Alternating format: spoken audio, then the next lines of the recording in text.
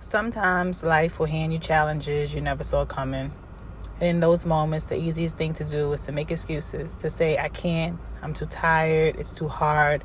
But hear me when I say this. Excuses may bring temporary comfort, but they will never, ever carry out into your purpose. You see, every single one of us is on a journey, and no two paths look the same. Yours might be filled with obstacles, valleys, and storms that no one else around can see. And that's okay, because it's your story and only yours. This was never to look like theirs, hers, or his. But here's the truth. Just because your journey is different doesn't mean you stop moving forward. You keep going, step by step, breath by breath, moment by moment, because progress is still progress, even if it feels small. Yet you don't confuse moving forward with never slowing down. Sometimes strength isn't in running the fastest. It's in knowing when to pause, to breathe, just to take a breath and sit for a moment, to rest in the middle of the storm and say, God, I trust you. And this is the part of my journey. Because let's be honest, there are things in life we cannot change. The illness, the disappointments, the closed doors. But we can choose how to walk through it. We can embrace it. We can learn from it. We can, most importantly, we can let God carry us when we are too weak to carry ourselves. And here's the beautiful thing.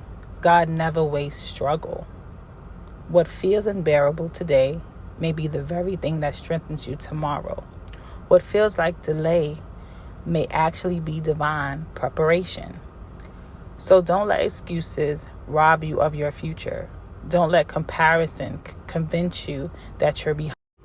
And don't let the way of today make you forget the promise of your tomorrow. Keep going, keep breathing, keep trusting. Because in the end, the outcome, the blessing, the breakthrough, it will all be worth the wait. Now that I gave y'all some motivational affirmations today, let's get into what I'm doing. So this is the day that I went for chemo and I wasn't able to I wasn't able to give immunotherapy. So this is just the morning of, I made them breakfast, lunch. As you see, I make every day. I sent them off to school. I came back, I made me a smoothie. Now, I've been trying to eat healthier, and it's not hard. It's just sometimes I'm just always on the go.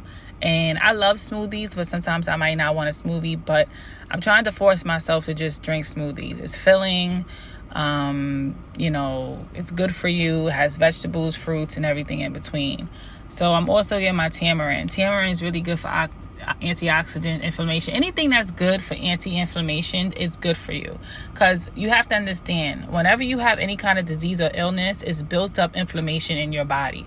So try to eat stuff that has anti-inflammations, like fruits, vegetable, whole food, plant-based diet. It does not mean that you're not going to eat certain things, because we have to understand we grew up eating the American quote-unquote diet, which is not really good for you. So a lot of things I'm learning as I go on the way, and it does not mean that I don't make mistakes. It does not mean that I always eat healthy, because if I did, I wouldn't be in a predicament I am in.